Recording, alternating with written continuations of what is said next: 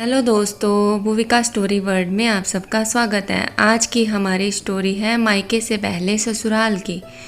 आरती जी जब रोटी बना रही थी कि तभी किसी ने दरवाजे की बेल बजाई। बेचारी आरती रसोई घर में अपने हाथों में लगे आटे से भरे हाथों के धोने तक लगातार दरवाजे की कुंडी बज रही थी। वह लगातार बोल रही थी, थोड़ा रुको, मैं आ रही हूँ। अब इस उम्र में वह भागकर जा भी नहीं सकती दरवाज़ा खोलने के लिए।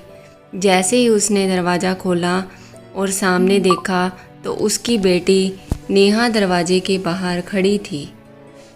तब उसे आश्चर्य हुआ कि कुछ बताया भी नहीं, मैंने भी नहीं बुलाया, तो नेहा अचानक कैसे आ गई।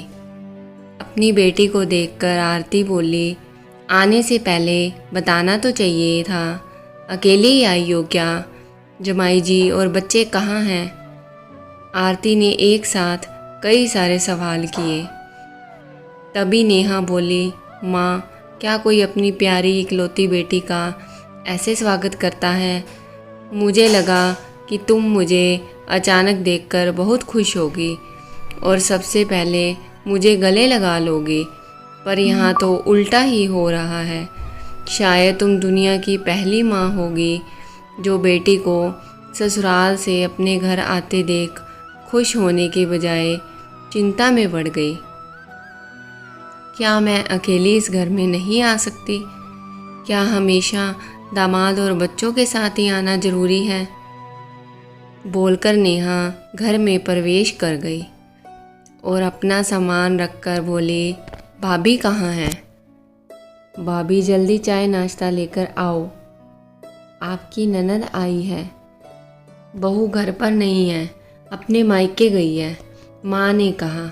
अच्छा, इसलिए तुम घर संभाल रही हो और खाना बना रही हो? माँ, तुम्हारी बहू के तो बड़े ठाठ हैं। बहू मौज से घूम रही है और सास घर संभाल रही है। देखो ना, आपने बहू के आने से पहले ही खाना बना कर रखा है। उसे घर आकर कुछ भी काम करने की ज़रूरत ही नहीं पड़ेगी। बड़े नसीब लेकर आई है आपकी बहू। और एक मैं हूँ जिसे उसकी सास कभी एक गिलास पानी भी नहीं पूछती। नेहा ने ताना मारते हुए कहा, बेटा, प्यार और इज्जत ऐसी चीज़ है जो पहले हम किसी को देते हैं, फिर उससे अपेक्षा रखते हैं कि वह भी हमें वापस दे। माँ ने उसे समझाते हुए कहा। माँ ने आगे कहा, हर एक लड़की को अपने ससुराल में जगह बनानी पड़ती है। वहाँ कुछ भी आसानी से नहीं मिलता। तुम अपनी सास से एक गिलास पानी की अपेक्षा करती हो। तुम तो उनकी बहू हो। तुम बहू हो, फिर भी तुमने कभी उन्हें एक गिलास पानी दिया है क्या? तुम शादी के बाद ससुराल में रही ही कितने दिन? जब तुम्हारे मन को लगा तब अपनी बैग भरी और सीधा मायके आ जाती हो।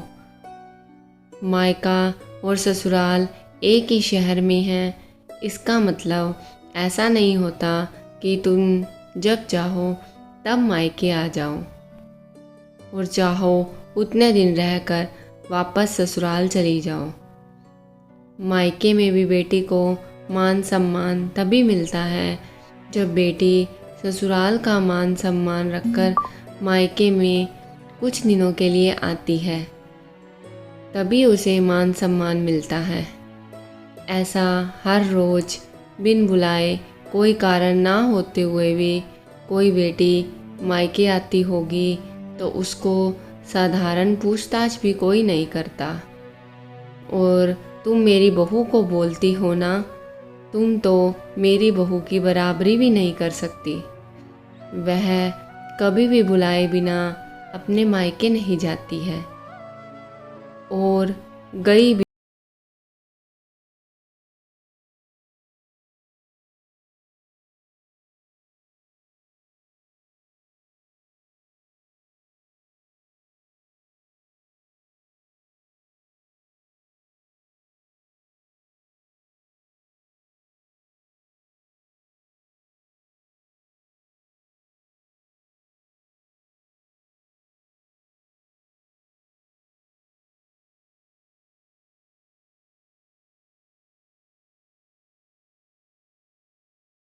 साथ मिलजुल कर रहना नहीं चाहती।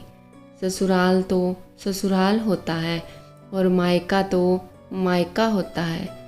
मायके में घर का काम अपनी मर्जी से होता है।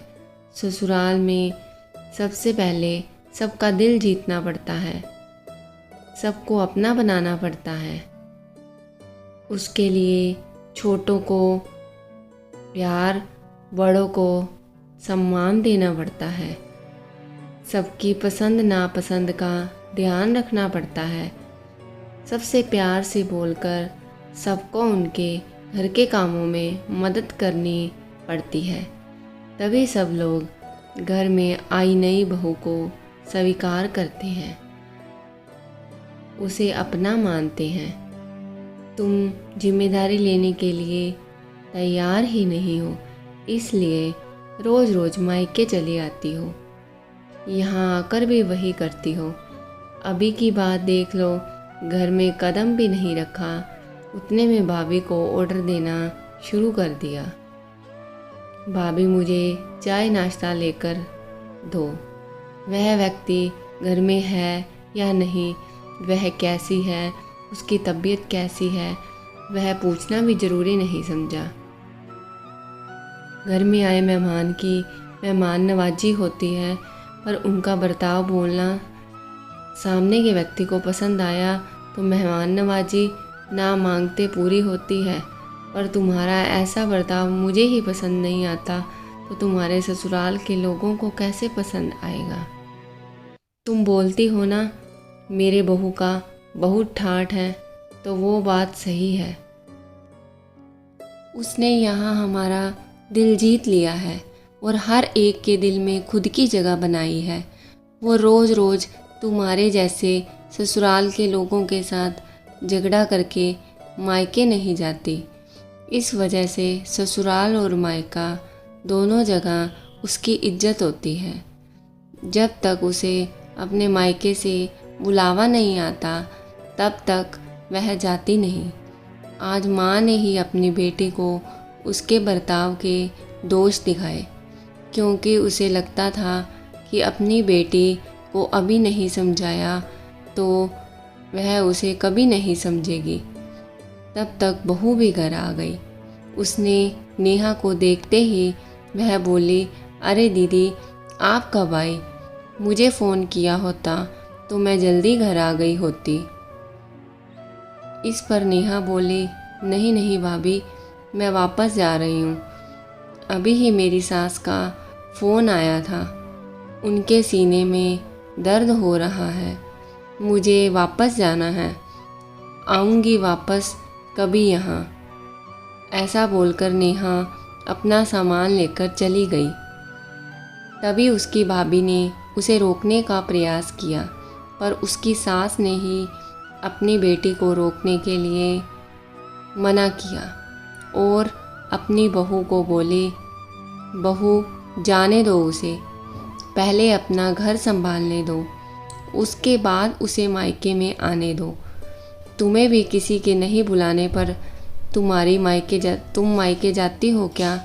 तभी बहू भी समझ गई कि सास ने उनकी बेटी को जीवन का पाठ पढ़ाया है।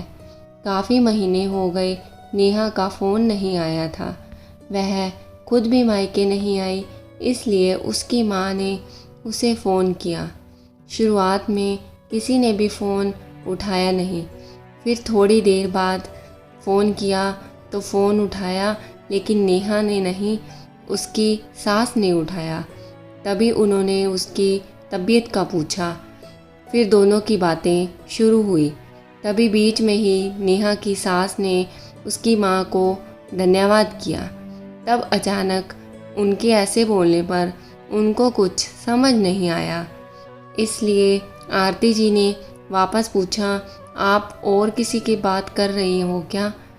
नेहा की सास बोली, नहीं तो फिर आप धन्यवाद किसको बोल रही थी? आरती जी, आपकी बेटी नेहा बहुत समझदारी से बर्ताव कर रही है, सभी को अपना बनाने की कोशिश कर रही है, सभी की मनपसंद का खाना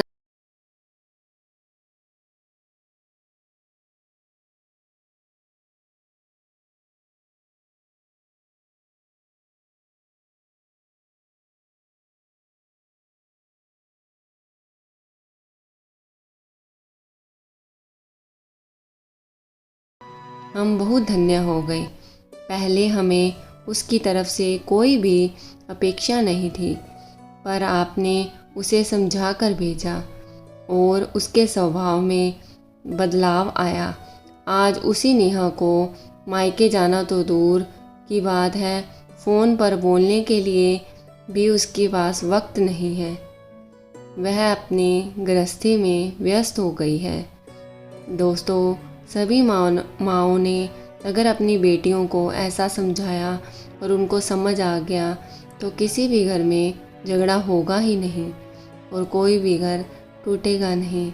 दोस्तों, मेरी ये कहानी आप सबको कैसी लगी कमेंट सेक्शन में कमेंट कीजिए और कहानी को लाइक एंड शेयर ज़रूर कीजिएगा और चैनल पर नए हैं तो चैनल को सब्सक्राइब करना न भूलिएगा। Thank you.